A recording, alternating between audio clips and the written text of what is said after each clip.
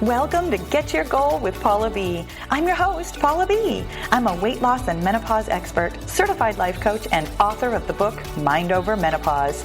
On this podcast, we dive deep into the mindset tools and proven Get Your Goal formula that will help you lose weight for the last time. Are you ready to get your goal? Me too. Let's go. Hello, goal friend. Welcome to episode number 287, the one where we are talking about journal prompts. Last week, I covered the top 5 weight loss questions that I hear most frequently from women who are getting started on their weight loss journey. And I came this close to including a bonus question of what should I journal about? Because I hear that question so frequently. But I quickly realized that I actually had enough to say about this topic that it should be its own podcast. Ta-da! So here we are. The truth of it is, honestly, I could probably talk about journaling all day. In fact, I feel like I frequently do in the Get Your Goal group. Journaling really is the main focus of what we do there because okay, we're actually going to talk about it in this episode, but journaling is the most useful tool in your weight loss toolkit. And I know that maybe you don't think of it like that, but I hope that today's episode is really going to help you out with that. Because today I'm going to share some of my tried and true tips with you so that you can feel like a journaling pro and really get the most out of it. And let me clarify really quickly here that the reason that we're even talking about journaling today is because it's one of the 5 things that you do each day for weight loss with the 5-0 method. The 5-0 method, by the way, is my free weight loss program for women over 50 that you can get from getyourgoal.com, where every single day we do 5 things that make you say, oh, I had no idea it could be so simple to lose weight at my age.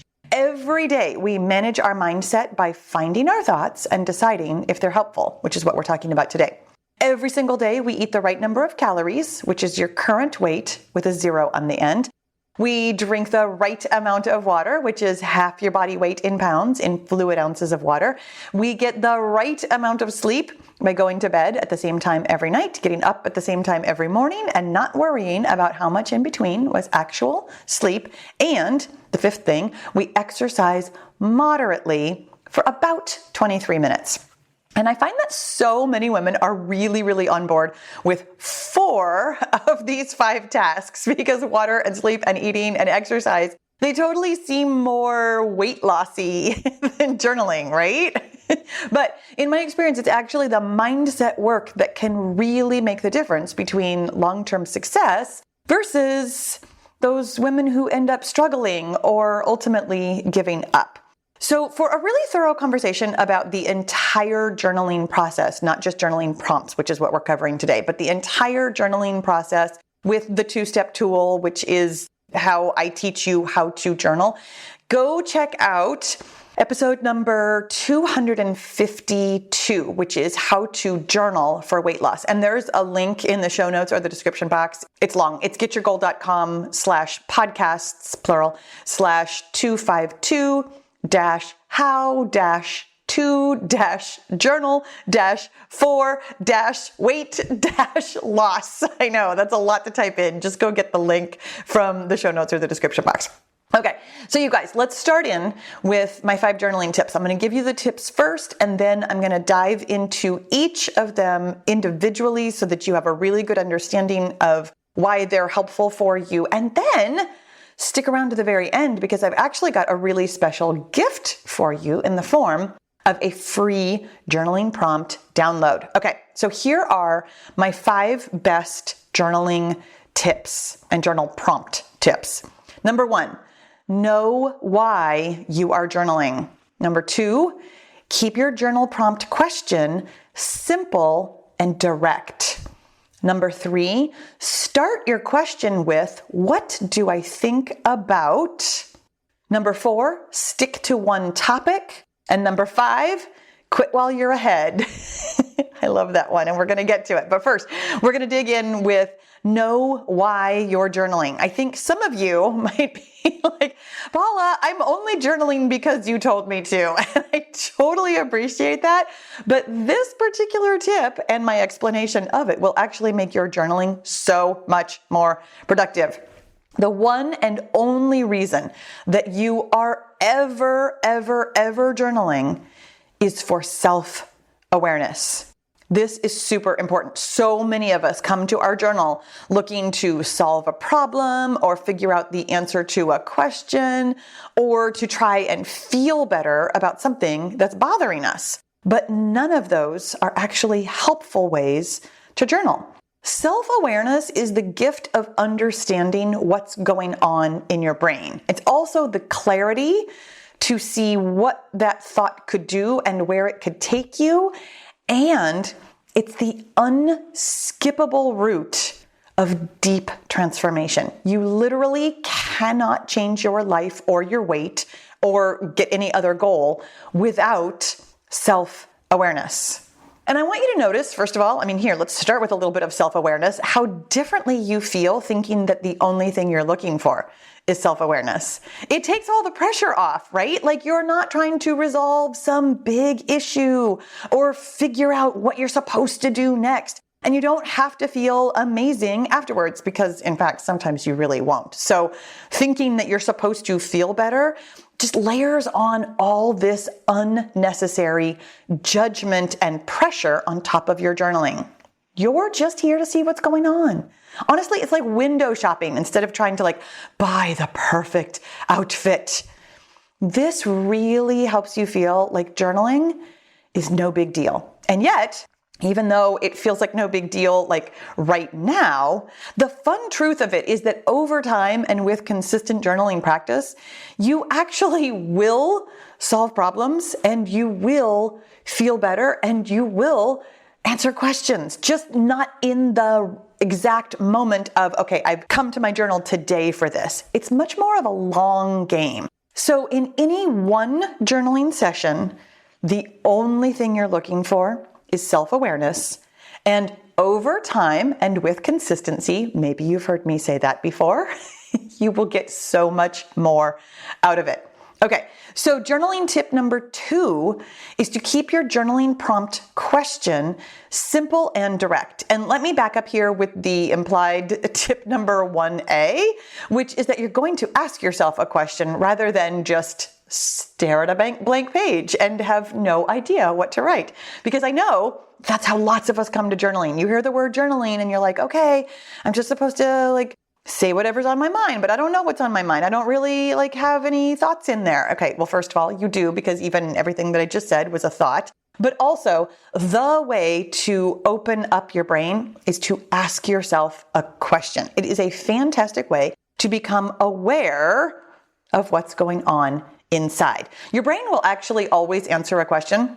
It has evolved to do this. And so that's good news and bad news. It means that you also want to be really careful of what kind of question you ask.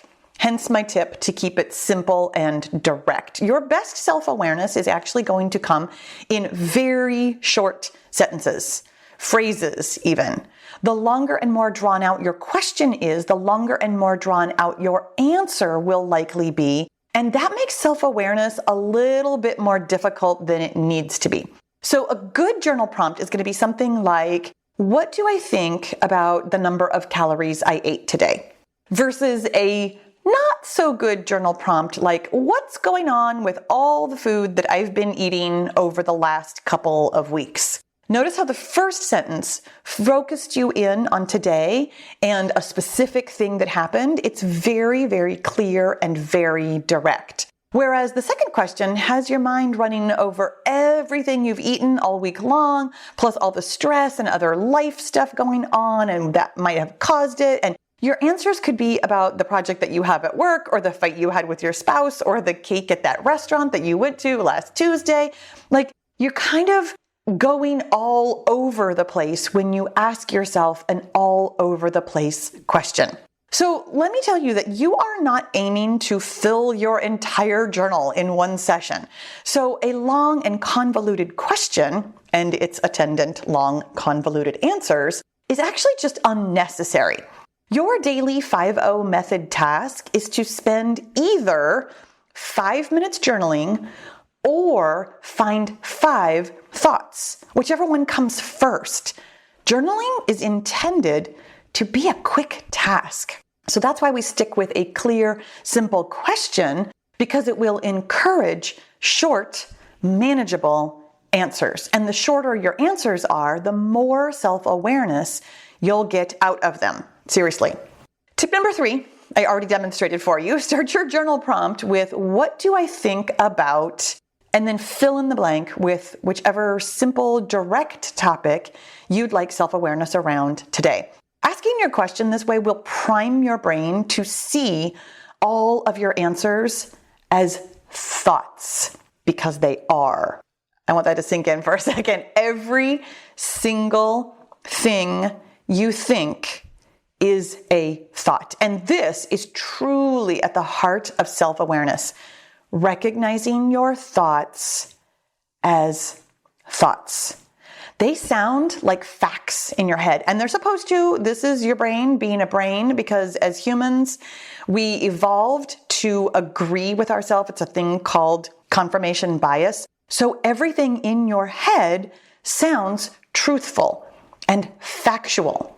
But also, as humans, we have this unique ability to see our thoughts and think about them and consider them, because they're not facts, they're thoughts. And digging underneath that truthiness, that factiness, is actually the mechanism by which we change our lives. Self-awareness of your thought as a thought is how you change your weight and your life and get any goal you want. And the other reason I bring this up about asking yourself what you think is because I see a lot of women accidentally, unintentionally going down the rabbit hole of asking themselves why they think something. And I am here to tell you that that is a completely useless line of questioning. And by useless, what I mean, let me tell you, let me clarify before I explain it more, but let me clarify. It's not useless in terms of like getting a clear picture of what's going on in your life. It is simply something more suited for therapy than life coaching. In therapy, you can absolutely dig into the why of things. In life coaching, in goal getting, it doesn't matter why. The only thing you want to know is what you are thinking right this minute, so that you can see whether or not it is helping you get to your goal. It doesn't matter. From a life coaching standpoint, the only answers, and I'm using air quotes on that word, that you get when you ask yourself why you think something is going to be to dig into your past and, generally speaking, blame somebody or something, or the other byproduct is that you very often end up shaming yourself for thinking something that's not helpful or uncomfortable or painful or repetitive, or again, all the reasons why this would be a perfectly lovely thing to explore with a therapist. When you have somebody who is licensed to help you dig in that direction, go for it, my friend. When you are doing this on your own as a journaling task for weight loss, or with me, your life coach, the only thing we want to know is what you're thinking, not why. The truth of it is that what you are thinking is just a thought in your head that got in there somehow. Yes, you probably did hear it from your parents, or you probably did start thinking it when something difficult was going on in your life, but you don't actually need to know any of that background in order to get the self-awareness about whether or not that thought is moving you toward your goal. The only thing you need to know about a thought is that A, it's a thought, and B, if it doesn't create a good feeling in your body, it's not taking you toward your goal. That's it. It's actually so much simpler than trying to dig up everything that's ever happened in your life and trying to make sense of it all. You only need to know what you're thinking and how it feels. And that feels like a total relief too, right? Kind of like you're not coming here to solve a problem. You're not coming here to resolve your childhood. You are only coming here to find out what you're thinking right now and whether or not it's going to take you where you want to go. So much less pressure. Tip number 4 is following in the vein of keeping it simple, and that's to stick to one topic. The more narrow the topic, the better. When you can get your brain really focused in on one thing, which by the way is a skill that you will need to develop. Our brains automatically, biologically, and I'm going to say unintentionally, always group things together in categories. Your brain is always looking at more of the big picture than the tiny piece of the puzzle. So when you can get your brain really focused in on one thing, it's actually a lot easier to understand what you're thinking and how it makes you feel. In the example that I gave earlier, when you were searching for all the things you'd thought all week long about your calorie target and what was going on with it, that was a really easy question to ask yourself because that's the way your brain very naturally thinks. But also, you'd likely have pages and pages of journaling about it because there's so much to dig into and explore. And that gets really exhausting. When you constrain yourself to one specific topic, it'll be super easy to find just a couple of thoughts, check on how they feel, decide if they're helpful or not, and then close your journal and get on with your day or go to sleep or whatever it is that you do after journaling. This task is not meant to be a burden that takes half your day. It's quick, it's simple, it's moderate. I use that word intentionally because I can hear you arguing with me that finding 5 thoughts a day, it's not enough. I have to dig in. I have to know everything that's going on, and it's not true. Just like you argue with me about doing 23 minutes of exercise, of doing moderate exercise, there's no way that's enough to get me to my weight loss goal, but it is.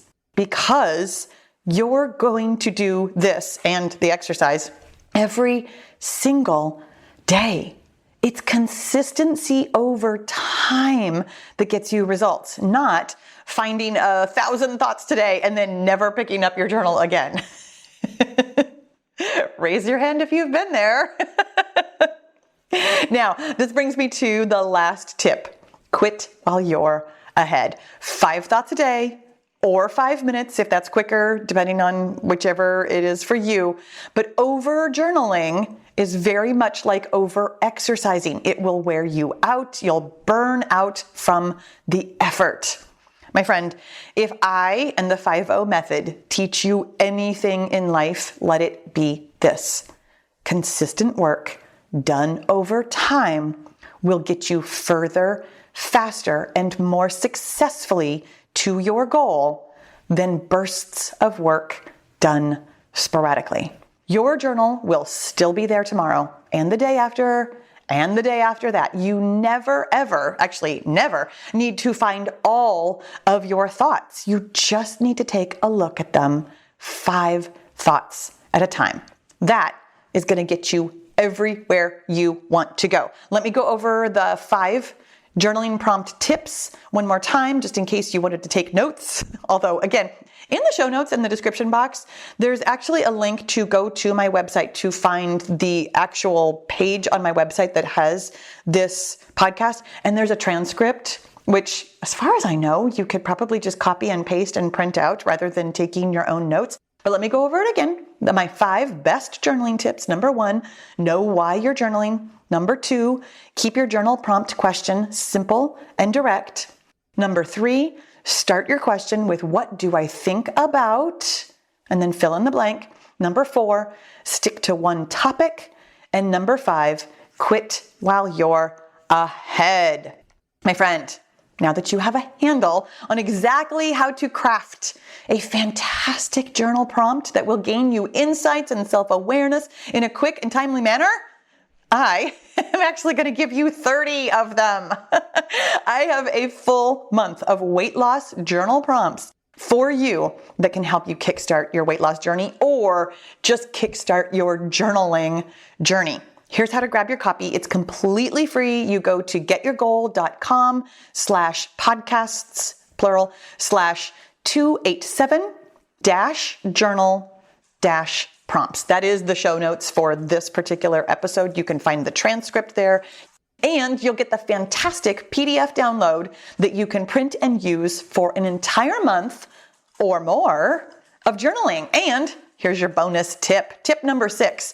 You can reuse journal prompts over and over as much and as often as you like. Your brain will always answer a question. It doesn't need to be novel. You can simply ask yourself the same question again and again because there is always more self-awareness to be had. So head on over to getyourgoal.com for all of the resources we talked about today, including and especially your free 30 days of journal prompts. My friend, thank you so much for listening. I'll talk to you again soon. Thanks for listening. Be sure to leave a rating and review so other women of a certain age can stop struggling with the scale and start loving their menopausal bodies. And if you're ready to change your mindset while you're changing your weight, then it's time to get into the Get Your Goal Mastermind group, where you'll find my proven success formula, answers to your questions, expert coaching, and the community support you've been looking for. You don't need to lose weight alone when you can have fun and level up your mindset with friends. With weekly coaching calls, live journaling classes, and access to the tools and strategies I've used to help thousands of women lose weight for the last time, the Get Your Goal group is the place for you to get your goal. Learn more about group membership at www.getyourgoal.com. And I'll see you inside the group.